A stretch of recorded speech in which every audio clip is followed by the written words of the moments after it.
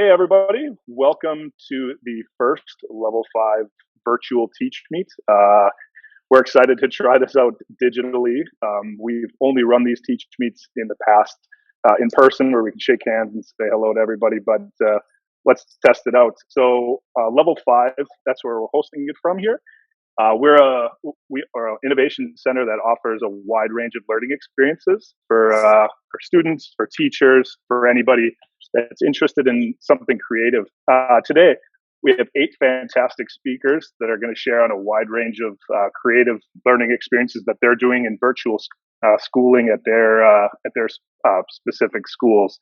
So the format of this event, we're going to give 5 minutes to each speaker.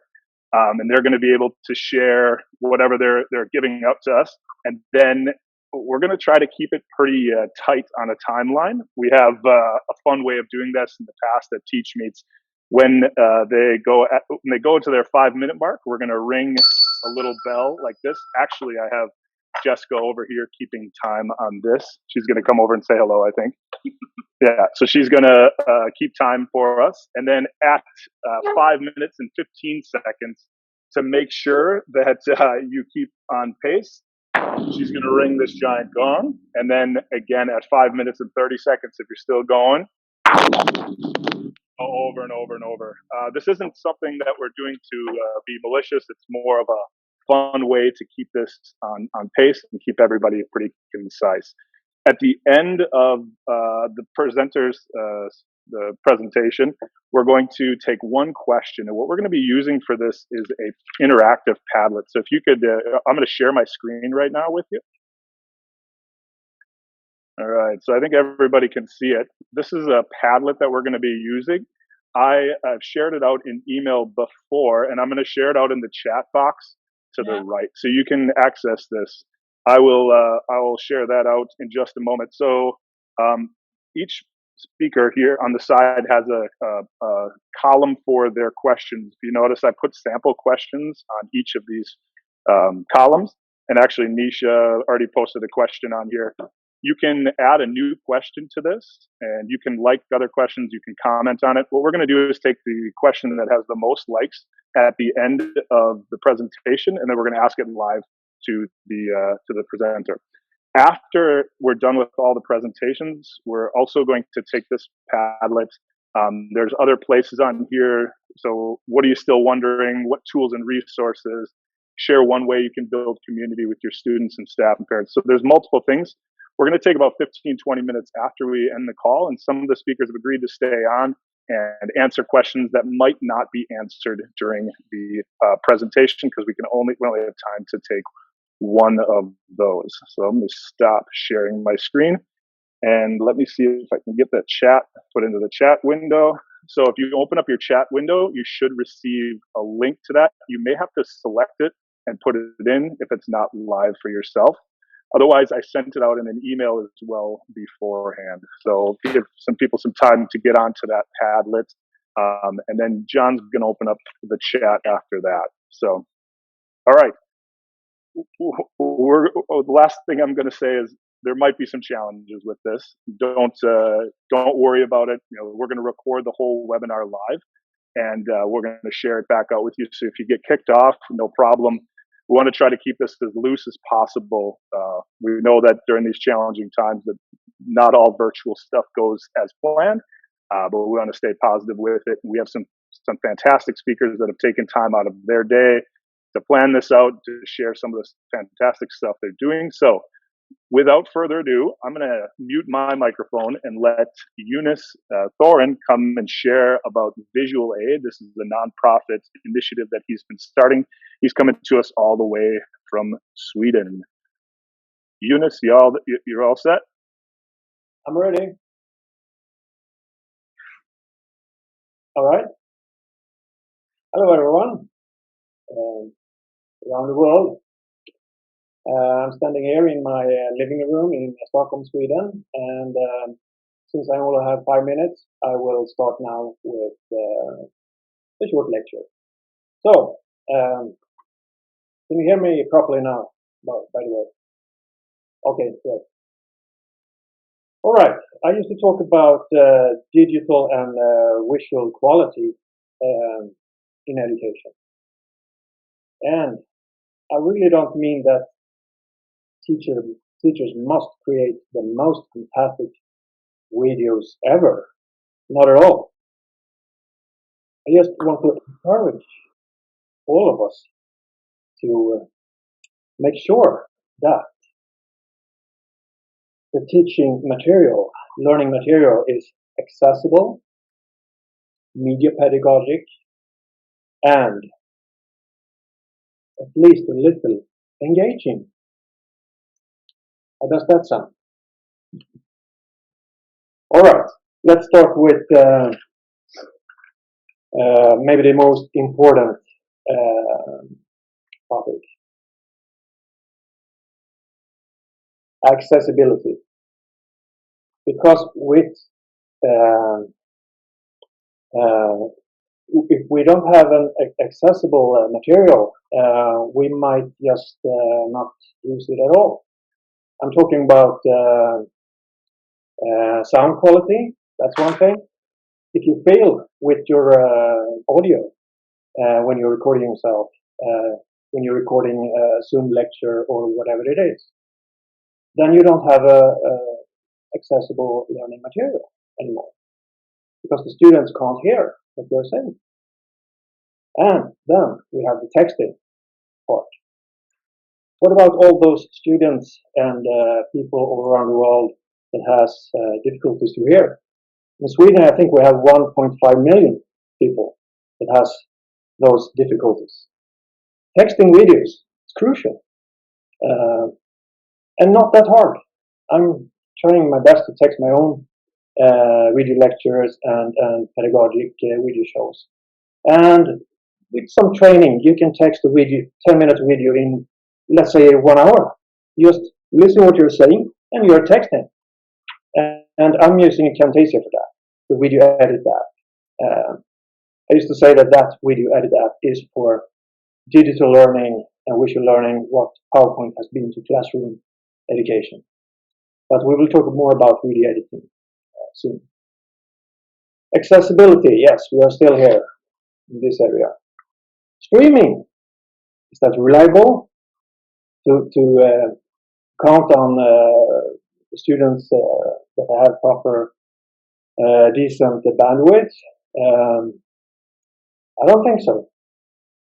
That's not what I feel. And my experience tell me that we should use video and streaming with care.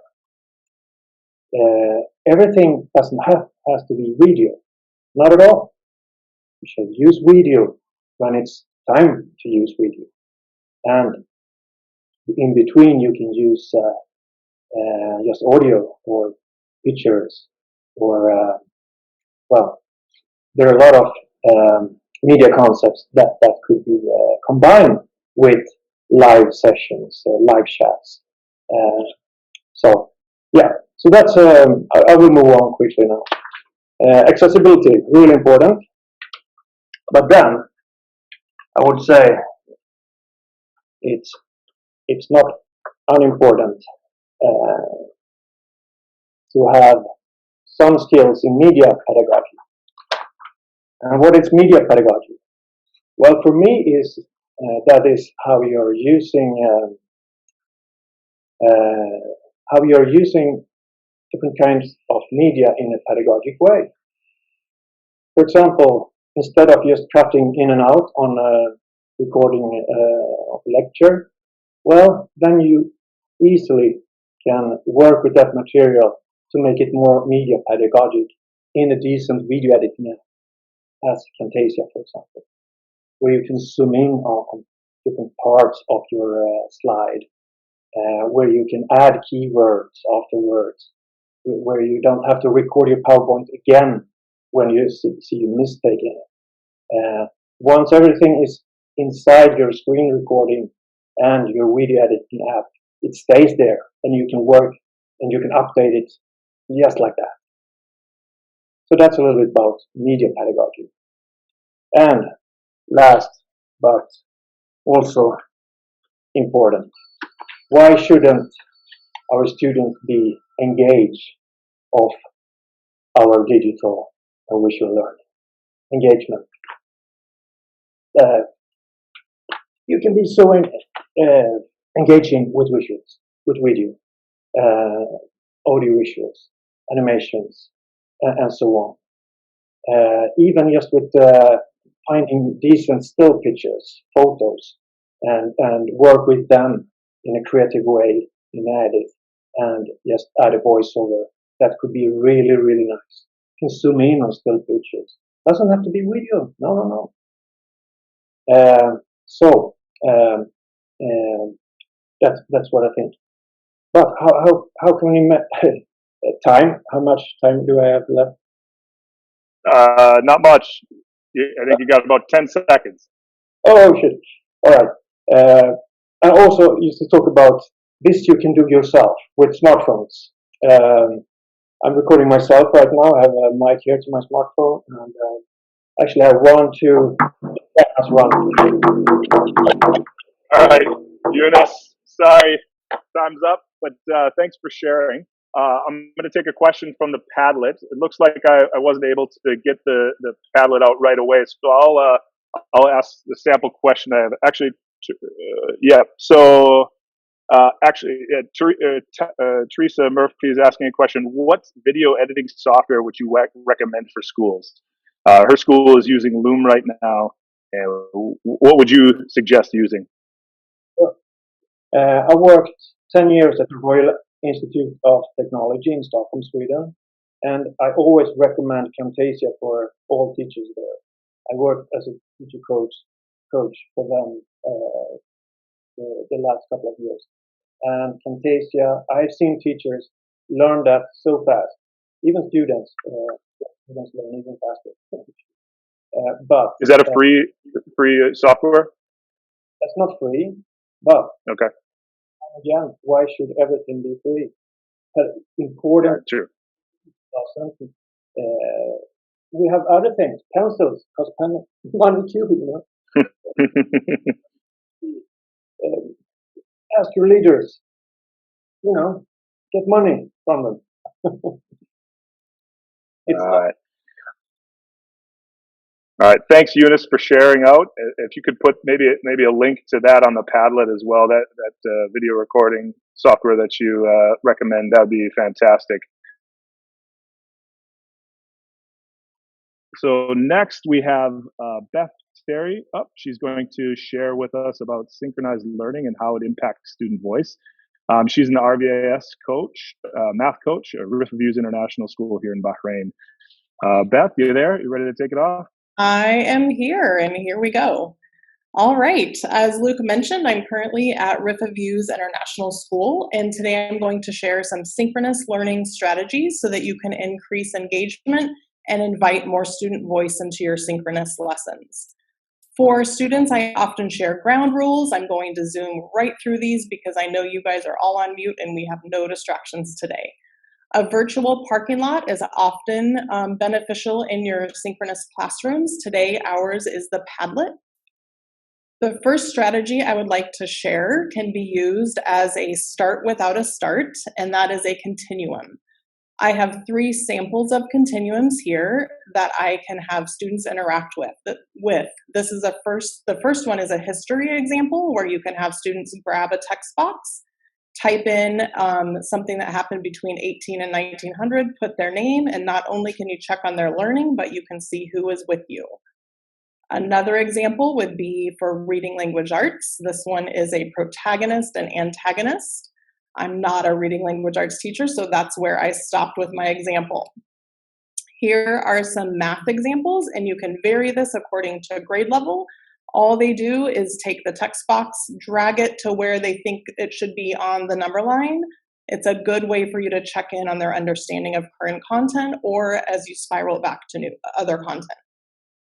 At this time, Luke is going to share a link to my slides, and I would strongly encourage you to join me on the slides actively. Some of you may also be more comfortable just viewing this from the Zoom meeting as is, but the link will be shared with you. I will invite you to interact in just a second. Here is an example of another continuum. This one I used at the end of a class with 5th graders who were adding and subtracting fractions.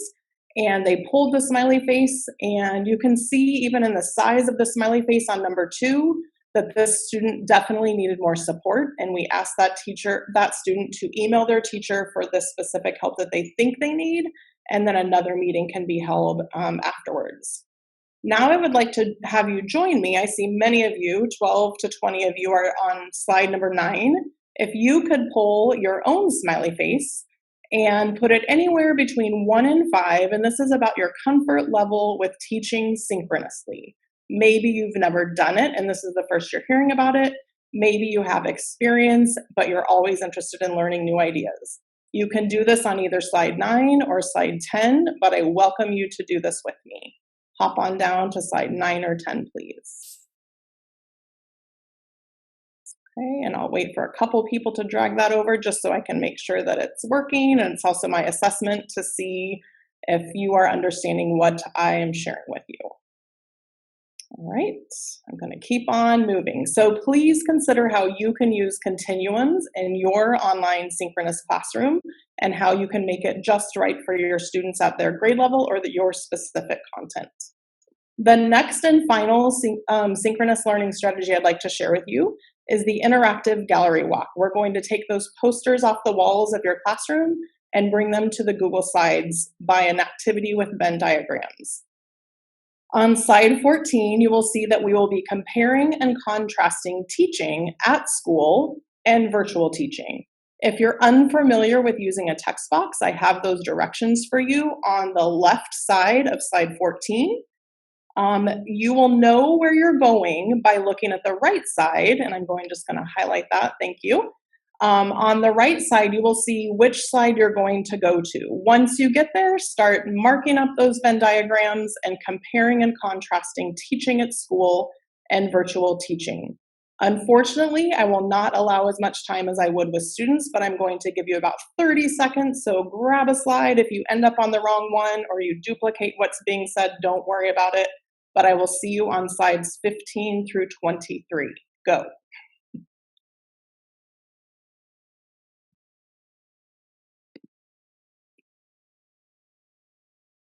Awesome. As you are working, I would be doing just what I would be doing in the classroom and moving from desk to desk, taking notes, whether it's for misunderstandings, new ahas, and how I'm going to frame my discussion at the end of my lesson. So already I'm seeing that we have whole body teaching while we're at school, and the relationships can continue while we're in the classrooms and also while we're virtual teaching. Thank you, pre-K through 2nd grade teachers. I'm just hopping down from slide to slide. This is amazing. I can't tell you how exciting it is to be on the teacher end of this to see the students working. Great work. Whoever's in the English and social studies room, if you're feeling lonely, hop down to somebody else's, but thank you. This is also fun to see who's here. Leadership, thank you also. Definitely more easy to have easy and casual catch-ups in the hallway. As a coach, I definitely miss that, checking the pulse of the teachers. All right, I'm going to keep moving because the strategy as promised is the interactive gallery walk. So join me on slide 24. My apologies for cutting you off mid-thought. The way that we're going to do this is you're going to hop to the next slide. If you're on 21, you will go to 22. Use the comment tool, use a highlighting tool, a scribble tool, a shape, or you can copy an emoji that I've shared with you on slide 24 and go look at the other Venn diagrams and show how you agree, you question, you love, you wonder about the comments that were shared. Is that the bell? Awesome. That's the bell. Okay, all right, I can do this.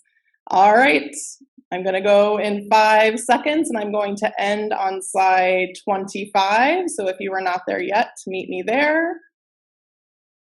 Please consider how you can use the interactive gallery walk. The last one is a formative assessment on slide 27. If our topic is synchronous online learning, please tweet either here or on Twitter, #Virtual TeachMeet. Feel free to copy any of the slides that are shared on the Padlet. Thank you.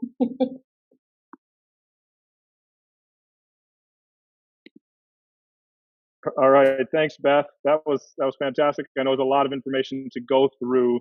I added a question. If you had more time, what would you say?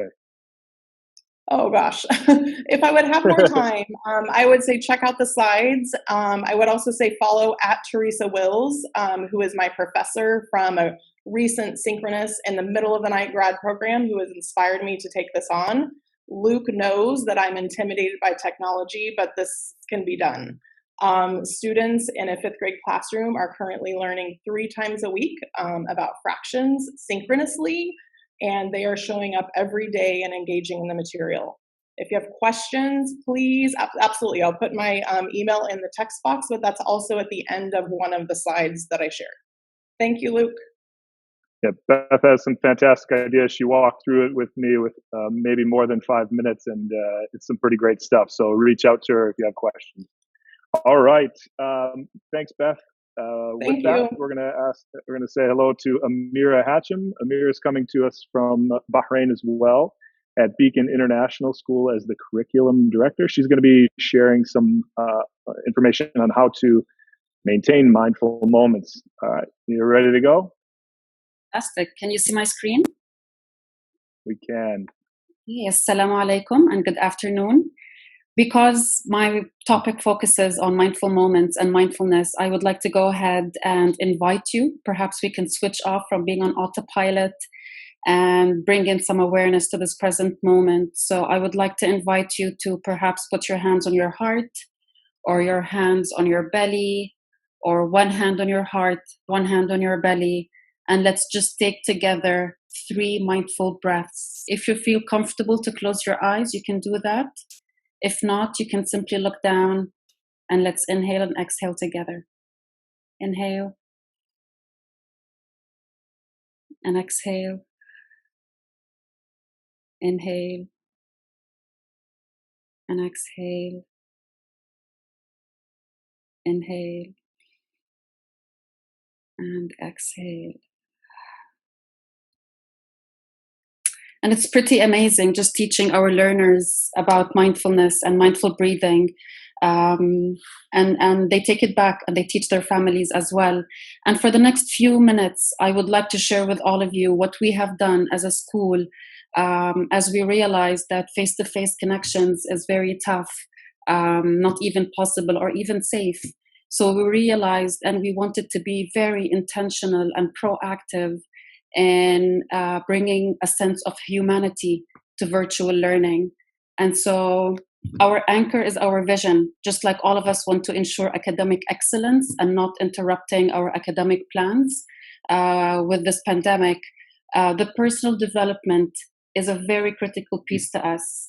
And the biggest evidence of us bringing it to our school is through teaching mindfulness. So in addition to my capacity as curriculum and training coordinator, we also have Mindful Sundays for middle school learners and Mindful Mondays from kindergarten to grade 5. And what I do is basically teach life skills, teach our learners how to navigate their emotions, how to create space between reactions and responses, how to breathe and eat mindfully.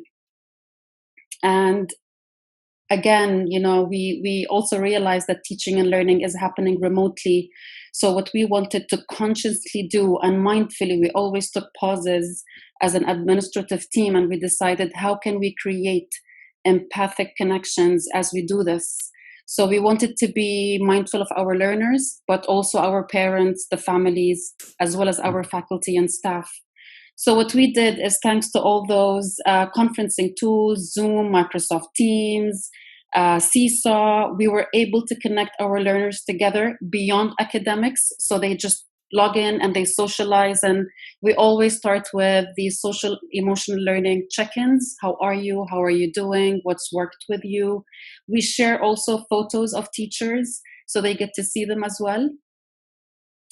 We also started Zoom in and chat from early years all the way to grade 5 to also open the space for the learners to chat. One Arabic classroom, they missed their teacher reading aloud to them, so she continued that routine via the Zoom in and chat sessions. Another very powerful SEL strategy that I found in my mindfulness sessions is journaling. So one of the videos I've sent to my learners and their families is how to create the mindfulness or the calm down jar. And this is Patrick sharing his, but he also chose to write about it, to journal. And through a video that's called Just Breathe, he wanted to make sure that I understand how his mind feels like that glitter jar. And when he breathes, he feels a lot better. So journaling is very critical. How do we involve our parents and keep them connected to us? It's through engaging them in PE and sports activities. One of the families sent me an email saying it wasn't enough for my grade 4 child to create his mindfulness jar. We've created one to every member in the family. And it's amazing how each family member chooses to use it at different times of the day. Some of them before bed, some when they are upset. And the last image is when one of our teachers also shared how her mom ended up seeing the mindfulness video about taking 3 mindful breaths, and she found her practicing that in her bedroom. We also had to take care of our faculty and staff and be mindful of their sanity. So we've agreed as an administrative team every other day we would publish on our social media just messages from the school director, from the principal, from our counselor, our EC coordinator, just to embrace them, to tell them how much we love them and miss them. And as far as teachers are concerned, I know we're advised to keep social distancing, but to create a social closeness among each other, I've started last week a Zoom in and coffee chat for teachers where we all log in. No pressure. It could be 10 minutes, somebody joins us. It could be for the full hour. We share where to grocery shop online, what to do over the weekends. I also share with them mindfulness summits, self-care, breathing apps to support them. And I heard the bell. So I just want to end my presentation with a mindful moment. And it's also a proud moment when one of our learners who doesn't like to write, doesn't want to journal, but decides to record his audio to tell me more about his mindfulness jar. So I'll just play it. When the glitter jar is shaking and all the glitter is moving around the place, it means that you're mad. One way to calm yourself down is by watching the glitter jar fall all down into a calm wave. That's how you calm yourself and use mindfulness to help yourself calm down. Thank you. Thanks, Amira, for sharing. That was fantastic. And then the breaths helped calm me down a little bit too. I feel like it's getting a little hot up in here in level 5. The AC's, in the middle of the day. So thank you very much. We'll take a question here from the Padlet. How important is mindfulness in our everyday life and in teaching and learning? In your perspective, what are your thoughts on that? So one of my main reasons coming into Bahrain and working at Beacon School is because of the school director being very open-minded and supportive of teaching mindfulness. It is, if mindfulness has to be taught anywhere, it has to start in schools. Again, content is important, standards, academics, but to teach our students and learners and children how to navigate their emotions, how to breathe and eat mindfully is such a crucial piece to survive in this frantic world. And it's only micro practices that I get to do at that school, but just by, receiving parent testimonials and even talking to our learners, they enjoy it, they love it, and the impact is when they take it back home and they use it in their everyday life and they teach their family members as well. So very important. Living it and breathing it. Yeah. That's good stuff. Absolutely. All right. Thanks for sharing, Amira. I just wanted to mention as well, before we move on to the next speaker, I have opened up access. I realized everybody didn't have access to write. You could only comment on the Padlet. So if you are on the Padlet and you want to add to it, press refresh, and then you'll be able to add new topics to it. You're only able to comment before. Apologize for that. All right. Next up, we have Sharmeen Musa, who's a first grade teacher here in Bahrain at Rifaviews International School. She's going to be sharing on how to build a community of engaged learners. And she's doing some fantastic stuff with her first graders. Sharmeen, you ready to go? Hi, can you hear me? It's all good? All We right, can. guys. We can. Thank you all for coming. My name's Charmaine, and I am a first grade teacher at Riverviews International School. I have been teaching first grade for 4 years now. Jumping straight into my learning outcomes, we're going to explore ways to build a community of engaged learners using Seesaw and HyperDocs virtually. So, we use Seesaw in first grade at Riverviews, and I think it's absolutely fantastic because it gives students voice, it allows for ownership, allows authentic feedback, but most importantly, it builds a strong connection between the key stakeholders, the student, the parent, and the teacher. I began using Seesaw for virtual school, about 6 weeks ago. Started off with Google Docs that had embedded links in it.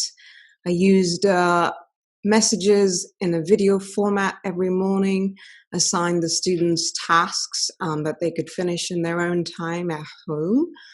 However, it proved problematic for my 6-year-olds because they couldn't navigate independently with this format. So, with my observations, parent feedback, and student feedback, I found a customizable HyperDoc on Teachers Pay Teachers. If you're interested, Leslie at Kindergarten Works has produced it. It is about just $1.99. It's a fantastic template because it embeds the same quality activities that I was using in the Google Docs, but the heuristics of this template allow the young learners to navigate them intuitively, as if they were playing a game at home on a tablet. That's how simple it is. And I am just going to very quickly show you that here. So everything here is a clickable button. I won't click through all of them for this presentation, but just to walk you through, they've got their word study, reader's workshop. What's nice is that you can actually embed an audio from yourself for the instructions of the lesson. And as well, we have helpful videos. If they've forgotten how to upload onto Seesaw, they can go right into that and it will show them. So, it's in the initial rollout phase. I mean, we've only used it for 2 weeks, but we've had some great positive feedback from the parents, the kids, and the teachers who've been using it. How can we build that engaged learner community? Well, let me model that. As international school teachers ourselves, we are all away from family, well, most of us at least. So how do we stay connected? Well, we reach out for that phone or video calls with family and friends to stay connected. And I think that is essentially what this community needs. So I've been using personalized video morning messages every day. Sometimes I'm a strange character in my video messages. I model my writer's workshop, science, and reader's workshop videos as well. My small group meetings through Google Meets are fabulous because we can play games while we're online. I've also been using the audio tool in Seesaw to use my voice to give feedback. And we use Padlet this every morning for an interactive space where they can take attendance and see each other and like each other's posts. And that is something I know the kids look forward to because the parents tell me all the time.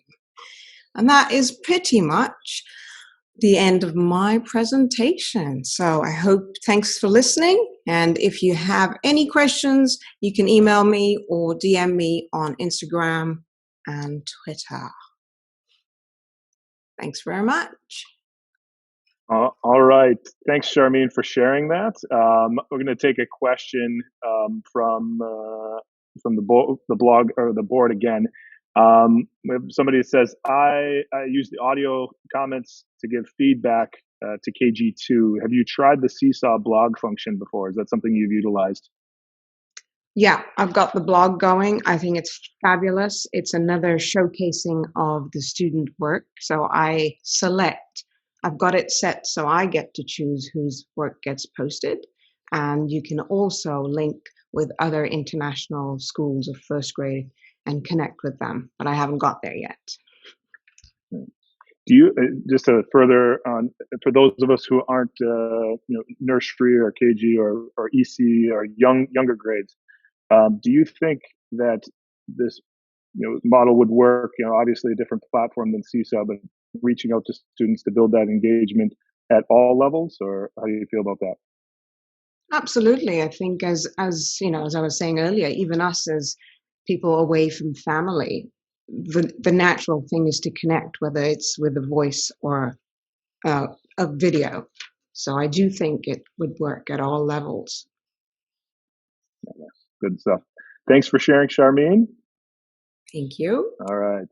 So next up, we have Denise Krebs, and she's coming to us from Bahrain as well. She's at Al Raja International School.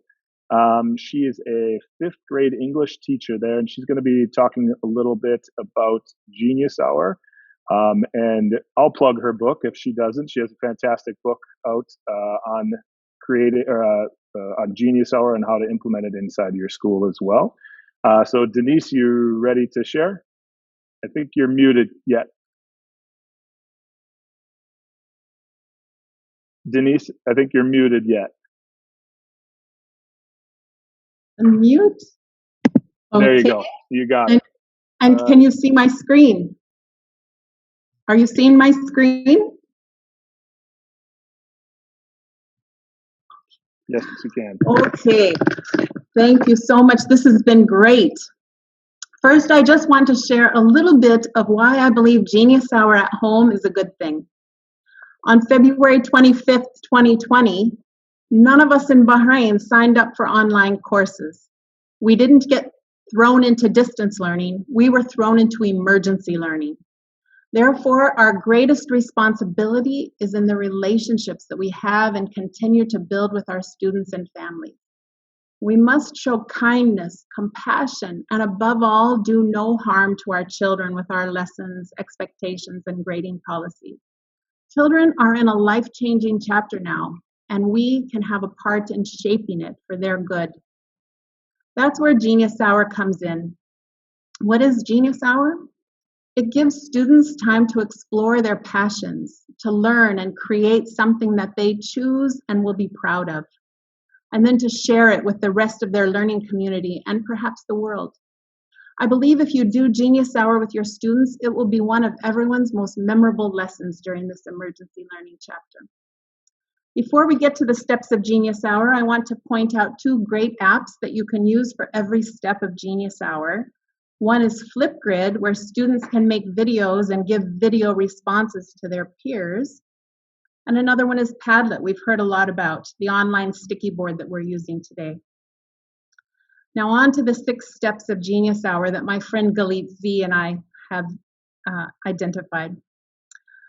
I'm going to go very fast through these next slides, and I'm reading from my note cards so I don't get gonged before I finish. But you will get the link, and there you will find details and content information. Here we go. When you decide to do Genius Hour with your students, you'll take step number 1, which is to inspire them. I challenge you to use yourself as inspiration. Make a video of you, or tell them live if you're working synchronously. In the video, tell, or better yet, show your students the at-home things you are learning. What are the passions that you've been exploring in this chapter at home? The fix-it jobs, knitting, writing projects, artwork, making music. What are you learning outside of schoolwork to help you stay healthy and sane? Then end your video by telling the students they are going to get to do Genius Hour. And leave them with this question. If you could learn anything, what would you choose? Now, step number 2. That's wonder. And let's face it, students are not used to choosing their own learning adventures. Teachers usually tell them what to learn. The wonder step helps them to take ownership of what they love to learn and are curious about. Wanderings with the class because our students' curiosity will grow when they see their peers' ideas. So after students have spent some time brainstorming and wondering, they can share some of their wondering on Padlet.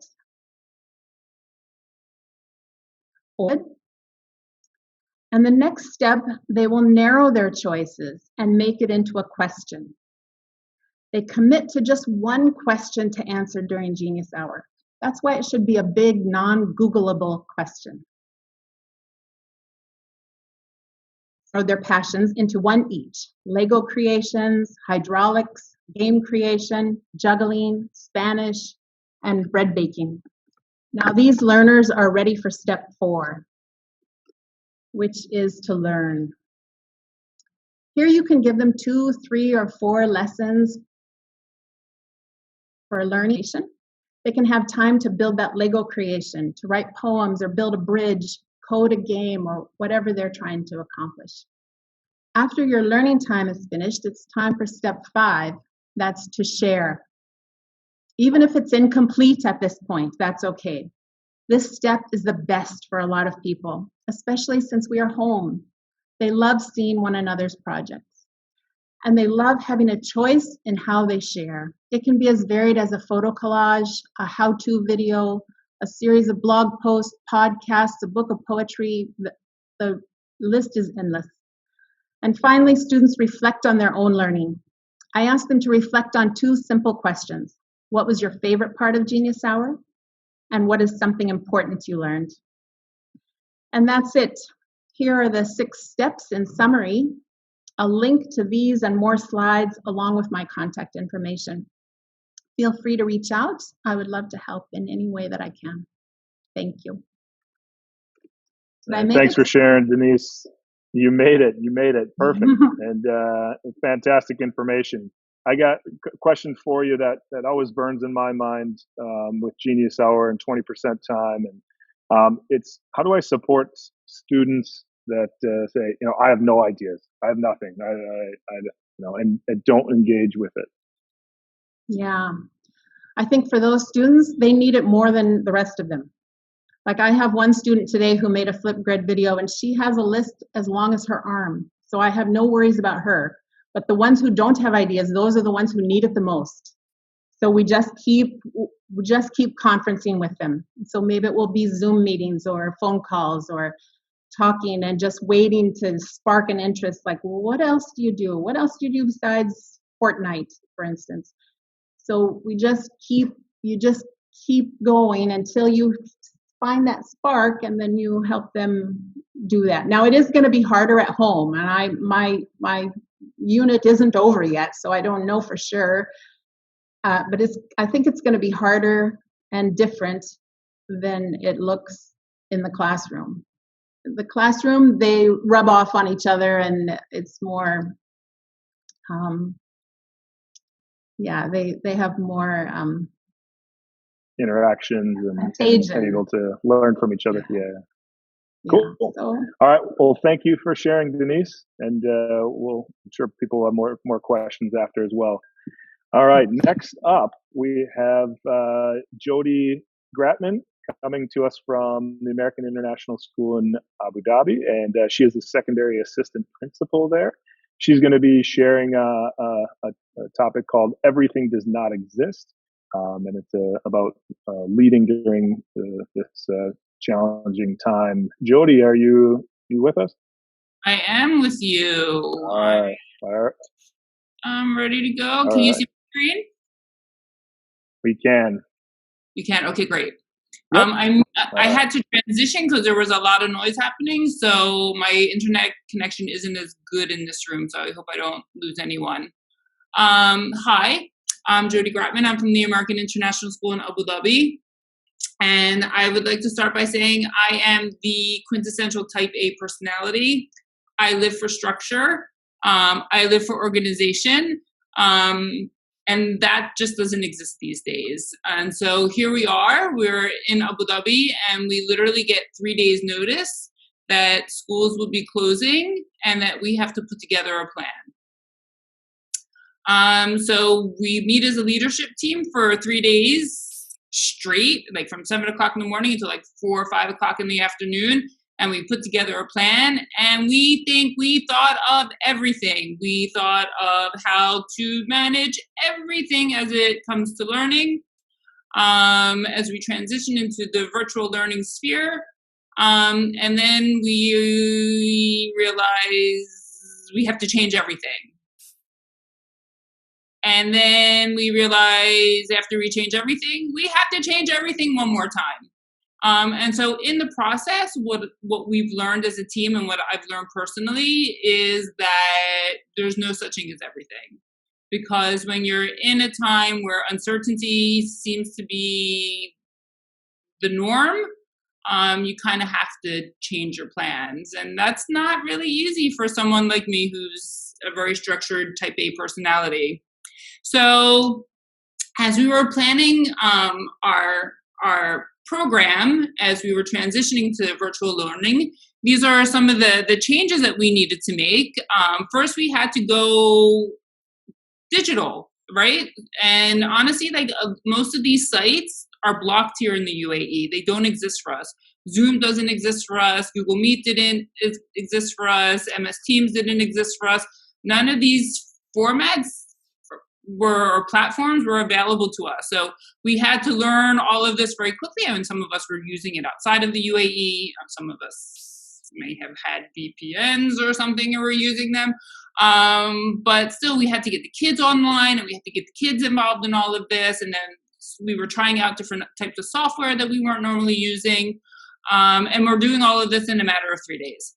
And then, as you can see, we have to change our entire schedule. We change our spring break because we're told to change our spring break. And so spring break, everybody who made plans for spring break now have to cancel all of their plans for spring break. And we have to change the end of Q3, and we have to cancel. And then we learn we have to cancel mock exams and IB exams and all of these things happening.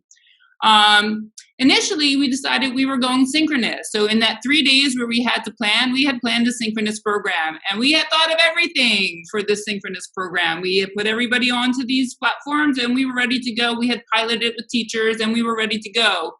We were going to bring teachers into the building, and they were going to be teaching from their classrooms, and the kids were going to be in their homes, and it was going to be all good.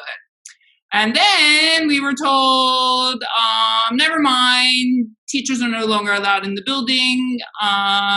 Then what are we going to do? So we decided, okay, let's forget about all of that. We're going to go asynchronous. And we make this amazing plan for asynchronous learning. And we have our Google Classroom is all set up, and teachers are making these amazing videos, and they're posting them to YouTube and all of these other great things. And then we're told, never mind, can't do that anymore because we have now, because we were only supposed to be closed for 2 weeks, and now we're going to be extending our closing for the rest of the year. And so we moved back to the asynchronous plan. And so the key was, again, to review our plan and to figure out, at this point, how do we service everything, everyone? Because we realize that we can't think of everything. We can't, we're, what is the role of counselors, and what is the role of our learning support, and, what is the role of our curriculum, right? And we changed our schedule to a 4-hour day, and how are we going to manage all of this? So I think we just kind of, or at least I just kind of figured, you know what? Focus on the 3 things that at this point are probably most important. Wellness for students, and I like the panelists who were talking about this, wellness. How do we, in a time when curriculum is important, standards are important, assessment is absolutely important, and we focus a lot on assessment, but at a time like this, while that's important, there are other factors that also have to be important right now. And so we decided that wellness is absolutely something that is important. So for that, we focused on our counselors, and our counselors put together some amazing documents to share, hopefully they don't come up, share with our families on different resources that are available. I hope I don't completely lose this. Yes, that are available, and here's some more documents, and we're sharing like things that are coming in from the community. So we have our counselors meeting with our students who need support, who are feeling overwhelmed, or maybe have family members who are feeling overwhelmed, or you have a house full of people all working together now. and kids are having a hard time focusing. Parents are having a hard time, so our counselors are also available to our parents who now are working from home with like 3, 4, 5 kids at the house, trying to get them situated and learning and organizing their own work. Seniors, I'm a secondary assistant principal. This is tragic for our seniors. How are our seniors going to manage this? They don't get to graduate. They don't get prom. They don't get any of the events that we have planned for them. What do we do with that? Our juniors and college applications and SATs and all of these different things. So we have our counselors set up to kind of manage all of these situations, and they are available. They send out beautiful links to our families to discuss these issues. Sorry, Support. Jody. I don't know if you can hear the gong, but that's okay. Support. That's the time. Real fast support. What are we going to support? We're going to support our parents through meetings, and we have these wonderful parent meetings, and we send out funny memes and blah, blah, blah, and we say. All right. Okay, so we're going to be moving on to next up. We have Tara Wadby, Tara Wadby, who is the head of school at Rifa Views International School here in Bahrain, and she's going to be sharing on community connections that have been made here and how that's been going. Tara, you there? I am here. Can everyone hear All and right, see me? good stuff. Okay, yep. So when we shifted to virtual school about 6 weeks ago, we realized that as important as all the learning tasks was also staying connected, present, and visible with our community, every stakeholder in our community, students, parents, and teachers. And in hindsight, upon reflection, as I was preparing this, I'm calling it 3 C's and an F. So this was definitely not a strategy that we had in the beginning. We just knew that connection was very important. And so our first C is communicate. We knew that we needed to stay very visible and present in all the different ways that we normally do. We developed, and this is a huge team effort. So I'm actually proud to be presenting a collective effort from our entire school community. But we developed a virtual school portal. So now when you go to Rifa Views, the first thing that pops up on our website is to go to the portal. And we're archiving all of the information there. Regular community updates with our parents, with our students, and with our faculty, daily social media posts. And then what we're really proud of, and we're inspired by another school in Asia, they were doing a lot of micro PD on Twitter, and they were doing a lot of tech micro PD. So we thought they already have that market, so why don't we focus on strategies that our students might need, or our parents, or sometimes our teachers. So we have some micro PD that's like 1 or 2 minute sessions on what, quick tips for all sorts of things, from close reading to organization. All of these links are live, so when you go to the Padlet, you can click on these links and you'll see them live. We also started a showcase of learning, and it was phenomenal because we started organizing it around our mission. So now we have this learning showcase that also shows all of the different ways that we're meeting our mission, not just through virtual school, but in general. So it's very exciting. And so that moving into that, what is the purpose of all of this communication? It's for connection. So instead of just leaving it with print, we got really comfortable very quickly making lots of video messages. And so this is just one from me, but we made a point of people seeing us often. And so just like Charmaine her kids are seeing her, we wanted to make sure our community was seeing the coaches and the other members of the team who might not have classes. So we have lots of video messages. We started focusing on one-to-one check-ins. So we're also we're checking in with parents, we're checking in with teachers, we're checking in with students, lots of different people. We're just making sure that people are okay, because we recognize that this is difficult. Even if we're doing well and having success with virtual school, this is a difficult time. So just lots of one-to-one personalized check-in. We're continuing our virtual celebrations. In fact, this morning, we just had a kind of open faculty meeting with questions and answers just to stay present and connected, but also events. We're going to have a virtual spirit week. We're having a virtual talent show. We're planning for all of those different things that we usually do. We want to make sure that school is more than a set of tasks online. the learning tasks are wonderful, but what is the purpose of going to our schools? All of the different things that we also offer. And then I mentioned the learning showcase earlier. So we've been showcasing the learning that we see, but as a way to deepen the connection, we've invited students and parents to contribute. So we might not see everything. They can contribute what they think is cool. So we're calling that Share Your Cool. And so that is our second C. Now, one thing that's important, and I learned this from a webinar a couple weeks ago, connection is not a raft of communication, it's personal. So it's not just a bunch of stuff we push out, it has to be personal, and that leads us to our third C, care. All of this is in service of caring, right? So one thing that we did very early on, we did a Flipgrid of gratitude for all of our teachers, and we had personalized video messages for everyone on our staff. But we have now kind of been inspired by that, so we're going to start a Wednesday wave so that our students can see more of their teachers in a different setting. And then we've also focused on positive personalized messages. Some of our teachers are sending a weekly message to parents just to let them know what the kids are doing well. We're also, as a leadership team and as a coaching team, reaching out and connecting and just trying to make sure that everyone receives positive feedback during this time. And something that we've always done is teacher and student spotlight. So we're continuing those. In fact, Charmine is our most recent spotlight. She does phenomenal, amazing work. And so here's just one example. I'm just going to play a little bit of a video. It's just one example of a video thing. It doesn't always have to be spoken words. And this was fun to put together.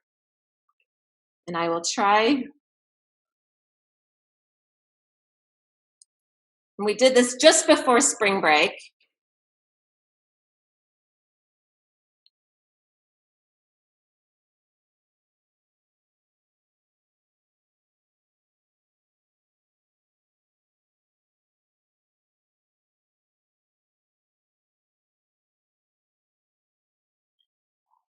And I want to point out in this next one that it doesn't have to be perfect. We did this in one take. It took us 10 minutes. You can see the hand there. But the point here is not perfection. It's just reaching out and connecting. And so if we were too focused on perfection, we wouldn't have time to do all of this. So really just put it out there, do one take video messages and get them done. So that goes into our last, we had 3 C's and an F. So have some fun, be silly, share a joke, dress up. As this is our high school principal, this was her video message the first week when we realized that a lot of our high school students were getting up, showering, getting ready, putting their pajamas on and coming to class. So she kind of did a joke of that and showed up in her onesie and did her message to the students that way.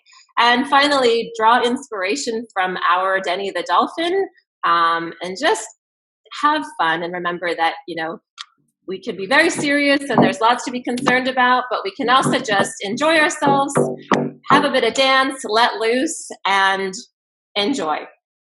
All right. The time's up. Thanks for sharing, Tara. We'll take a question here from the Padlet, and I'm going to go back as well to Jody. I forgot to ask a question as well to her, so I'm going to put her on the hot seat after Tara. So, Tara, if you could narrow it down to one thing that you could say, if you take this away as a leader or even into your classroom, one thing out of all the stuff that RBS has done, what would you go for? Just reach out. I mean, be there for people in every way that, in any way that they want, and show up. So if it's a WhatsApp check-in, if it's a phone call, if it's a video message, everyone has different needs. Show up, be present, and care. Awesome. Thank you. And then Jody, coming back to you. What advice, I guess, do you have for that A-type personality in this time? If you could, being that now you've gone through this challenging time on this your leadership team, what advice could you give? So there are 2 things that have kind of worked this out for me. First thing is my supervisor, our principal, is the complete opposite of me. He is Mr. Flexibility. So he kind of reminds me, okay, Jody, you gotta let it go. You just gotta let it go. So I have somebody behind me whispering in my ear all the time to kind of just let it go. It doesn't always have to be perfect and structured. Also, I think a lot of reflection. I think having this downtime sort of, and then we had a spring break before we went into the asynchronous learning and then the synchronous learning. I think I had time to reflect on what my needs were personally. And my needs are the same as everybody else's needs. And so when we went back into the planning, and we were deciding what we needed to focus on, and we decided like wellness support and normalcy, which really I'm so glad like I'm watching these presentations, because I feel almost validated, because you guys we're all doing a lot of the similar things, and that actually feels really good. I just reflected on what I need, and if that's what I need, that's what our community needs as well. All right. So find somebody that complements your skills, and then reflect on your practice. Great stuff. Great stuff. All right. Last up, our last presentation for the day is Zaina. She's coming to us from Lebanon today. She works at Teacherly as a regional manager of commercial practice, or commercial and customer relationships. And she's going to be sharing some strategies for online student engagement. Are you all set there, Zaina? Yes. Thank you, Luke, for having me today. Adding to what the panelists said, I'd like to mention that e-learning is not a new era. It's been around for more than 20 years. So, but it only gained popularity because schools are closed, and it's the only medium or possibility that teachers can use in order to deliver their content and lessons. Having said that, it is important for teachers to learn, adapt, and gain new skills or develop skills for them to deliver and create that content or online lessons. So I have compiled like basic best practices for teachers to think about when they are doing their lessons in order to increase students' engagement. First, send reminders. Having a background in marketing / sales in education, I do like the fact that I can take the lesson, all these life lessons, treat them as a meeting. So send a reminder. You can send a reminder 1 hour before saying, hey, hey, class of 2024, I'm looking forward to catch up with you in an hour. If you have anything, just let me know, or shoot me a question. Maybe you can send that 1 day before and have some task or mini task for students to do. So this is a kind of mini preparation before the class.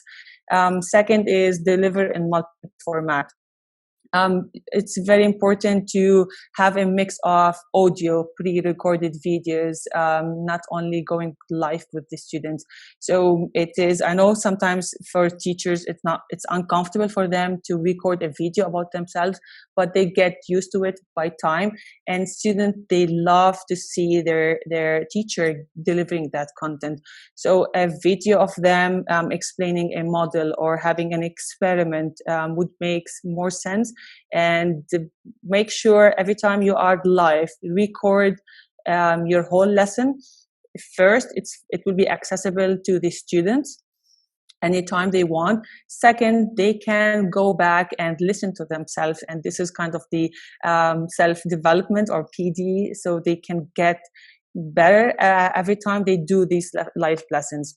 And Teacherly is best. I know I work with Teacherly, but we do have the option where you can embed audio and video into your online lesson. Third is embed games. I've ran through this study that was conducted in Italy, and number one downloadable apps were games. And I remember education was the 5th or the 6th on the list. So why don't you embed these games? And we know that these games are great tools for formative assessments. They do create challenge. They make e-learning or learning fun. So do have these games. One game is scavenger hunt, and we've tried this as well in our meeting. So ask your students to go grab 5 items, and maybe if you're an English teacher, you can ask them to write sentences about it. Or if you are a math teacher, just do the count 10 minus 5, something like that, the items you have. So it is a fun game, and but it is very engaging, and it helps the students to stay awake, stay focused, and follow you with your instructions. The second example is Kahoot or Quizlet. These are mini quizzes that they are very important, and as we say, it helps you with the formative assessment. Third is discussion boards. I like discussion boards because it's offline and online, so you don't have to do it live with them, but it's kind of very engaging, and it increases the interactivity between students themselves as well as students with teachers. So if you use that, one way you can use it is to have 2 groups like Romeo and Juliet. One group is on this side and the other side, so they can have a debate between each other on one particular topic. You can use rubrics in there. So if a student is using good statistics or good materials, so maybe that's an add-on. And some studies, they mentioned that the more discussion board is used, the more the students can really understand the coursework. Padlet is one, Black Channel Chat is 2, and there's a lot of other applications that you can use or platforms. My key takeaways from this is keep it simple. And enjoy. It is a process that might not happen again. We don't know. Communicate with parents. Parents are key as well. Just send them some text messages, emails, as Judy and others were saying. 101, they would be nice. And don't forget, you can ask for help. You can ask help from ed tech companies like us, from others. Jump into Twitter. Go ahead and engage with teachers around teachers around on Twitter, on LinkedIn.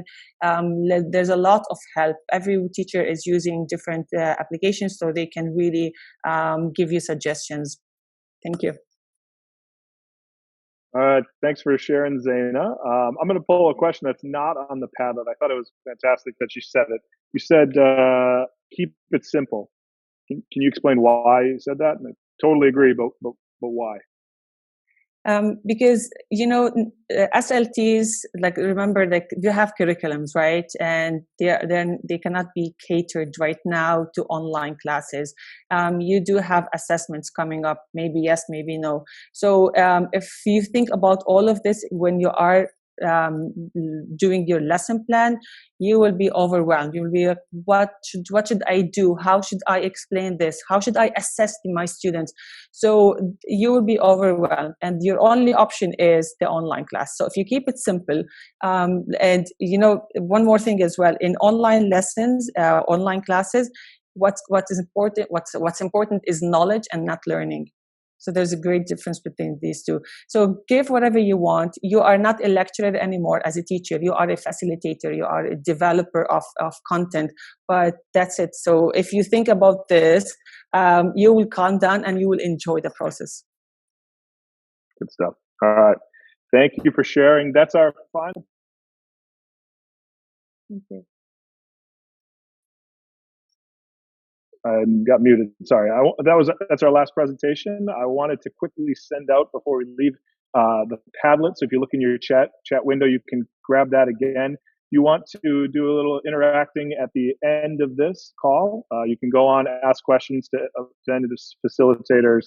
I know we went over time by maybe about 10 minutes here, but if you're interested, go to that Padlet and check it out. We will be hosting another one of these Teach Meets in May, and I'll reach out to you with the link to this video and also a link to all the presentations that have been shared today, and also a brief survey to get some feedback on what we can do better next time and what you loved about this. So thanks for joining us today and taking your time, and we'll see you all later. Thank you.